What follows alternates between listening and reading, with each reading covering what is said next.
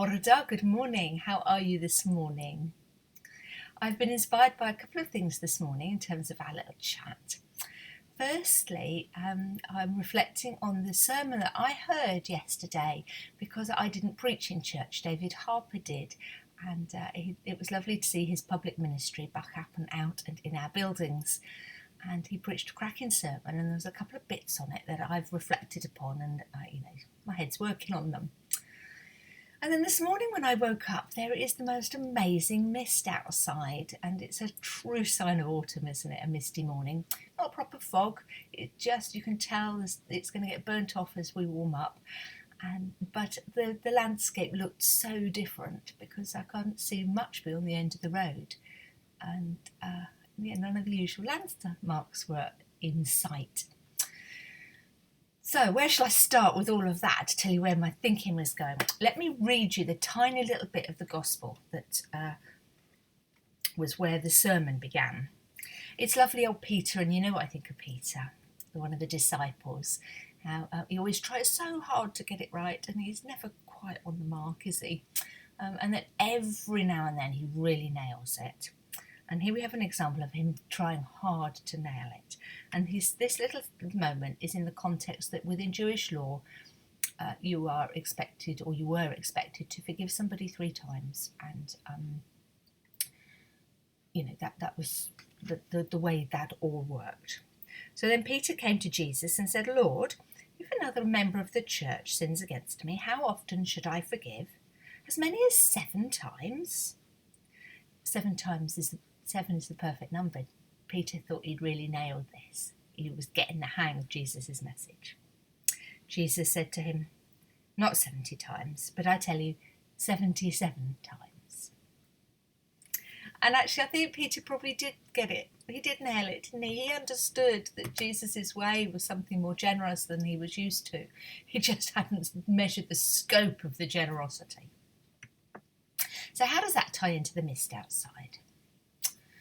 Well, do you know, sometimes I think we get a bit stuck, don't we? And I talk about this quite a lot, but the mist reminded me of what I couldn't see, actually.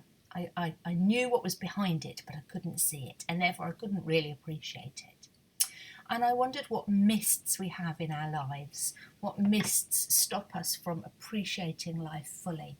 And one of those, I think, is if we carry resentment or if we carry guilt. Both sides of the same coin of sin and forgiveness, aren't they? Perhaps actually other things hide life from us. If we're far too busy, if we don't take a moment to sit and pause and enjoy, if we're too caught up in our lists of jobs, there speaks a little of my life. What else? I think we can get caught up perhaps in one relationship and not value many others that we have. Perhaps our work-life balance isn't quite right. And then I think there are other mists that genuinely take away from us and which we have to learn to live with and to see through and to blow spaces into, things like grief.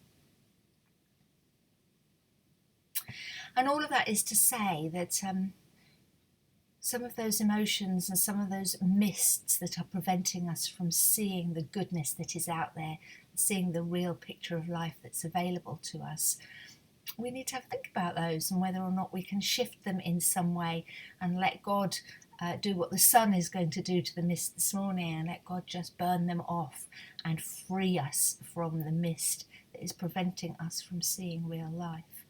And if that means that we're harbouring a grudge, then perhaps we need to go and offer forgiveness.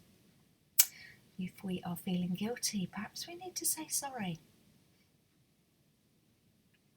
Perhaps if we are not spending enough time with someone we love, perhaps we should make a date and put it in the diary. I can think of a million others.